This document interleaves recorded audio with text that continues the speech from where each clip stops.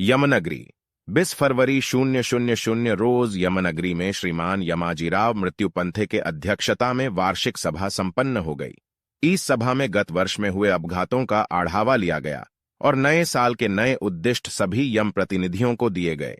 यमनगरी में संपूर्ण विश्व के प्रतिनिधि निष्कालजीराव दुखदाते अपने बढ़े हुए टारगेट के बावजूद बहुत आश्वस्त दिखे। उनसे हुई बातचीत। सर, मेरा नाम अपघात निरंतर चौकसीकर, दैनिक दुखदाई का प्रमुख वार्ताहर। पूर्ण भारतवर्ष में सुरक्षा के बारे में अवेयरनेस बढ़ाया जा रहा है। हर जगह में सुरक्षा सप्ताह मनाए जा रहे हैं। हमें जानकारी मिली है कि आपको यह मीटिंग में बहुत आह्वानात्मक टारगेट दिए गए हैं। आपकी प्रतिक्रिया?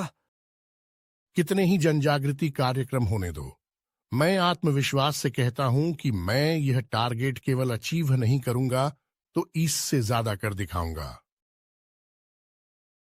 कैसे?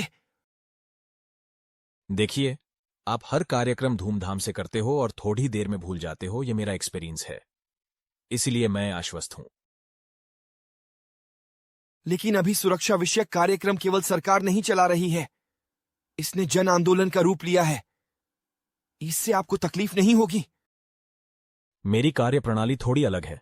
शुरुआत में आप लोग बहुत केयर लेते हो, थोड़े ही दिन में अति आत्मविश्वास में आके सुरक्षा नियम, कार्यप्रणाली, प्रिकॉशनरी मेजर, रेगुलर सराव की तरफ दुर्लक्ष्य करना चालू करते हो और मेरा काम आसान हो जाए। क्या आप उदाहरण दे सकते हो? आप बहुत सी कंपनी में सेफ्टी शूज दिए जाते हैं। कुछ दिन कट डाई से देखा जाता है कि सभी लोग काम के समय उसे पहनते हैं या नहीं। यही चीज यूनिफॉर्म के बारे में भी होती है। यह भी देखा गया है कि यूनिफॉर्म उसी दिन दिखता है जिस दिन उसे बांटा गया हो। मेरा अनुभव है कि कुछ दिन बाद सेफ्टी शूज यूनिफॉर्म केवल गेस्ट विजिट और ईद के दिन पहने जाते हैं। आपको जानकारी है कि बहुत से हादसे ड्रेस मशीन में अटक जाने से हुए हैं।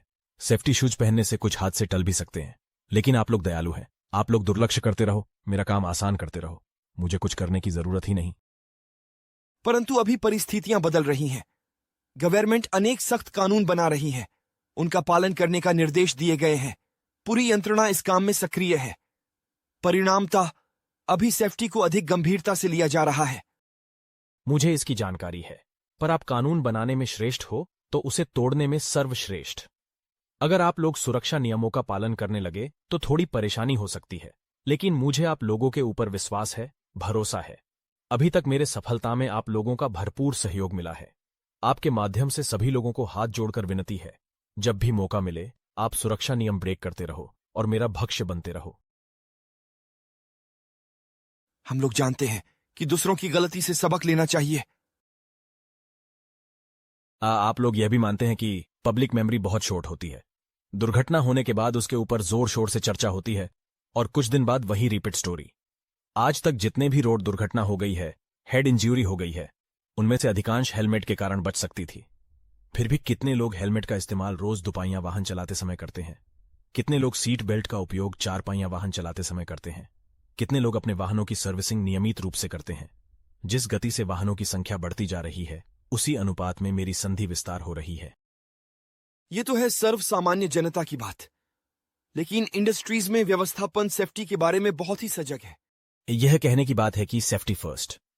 अभी तक मेरा अनुभव है कि इंडस्ट्री में व्यवस्थापन सेफ्टी को सेकंड प्रायोरिटी देती है। जब बिजनेस अच्छा चल रहा है तो प्रथम बिजनेस कर लो, बाकी सब निपटा लेंगे यह सोच रहती है। स्लो डाउन में लास्ट प्रायोरिटी मिलती है। आपने अनेक जगह पर यह भी देखा होगा कि छोटी रकम के लिए सेफ्टी की तरफ दुर्लक्ष्य किया गया, जिसकी मोटी कीमत चुकानी पड़ी है। मुझे बिजनेस साइकिल से कोई फर्क नहीं गिरता। जब भी मौका मिले मैं संधि का भरपूर फायदा उठाता हूं। आपको कौन सा टाइम पसंद है? वैसे तो मुझे सभी टाइम पसंद है, फिर भी शिफ्ट खत्म होने के पहले कुछ मिनट्स में मुझे ज्यादा बिजनेस मिलता है। लंच टाइम, टी ब्रेक के पहले और कुछ क्षण बाद मेरे लिए रश अवर्स होते हैं। क्या आप आने की पूर्व सूचना देते हो? वैसे तो बिजनेस में यह मायने नहीं रखता, फिर भी मैं एथिकल बिजनेसमैन हूं, इसलिए पूर्व सूचना जरूर देता हूं। वैसे आप सभी को पता रहता है, दिल जानता है, लेकिन अक्ल काम नहीं करती और मेरे कस्टमर बन जाते हैं। इसी समय निष्कालजीराव दुखदाते के सामने की स्क्रीन पर कोरोना वायरस के बारे में अलर्ट आ गया। मुस्कुराते हुए उन्होंने बिजनेस का सुनहरा अवसर आने की खबर दी और अपने काम पर रवाना हुए। जाते जाते हुए 2 दिन के बाद फोन पर आगे के सवाल पर जवाब देने का वादा किया।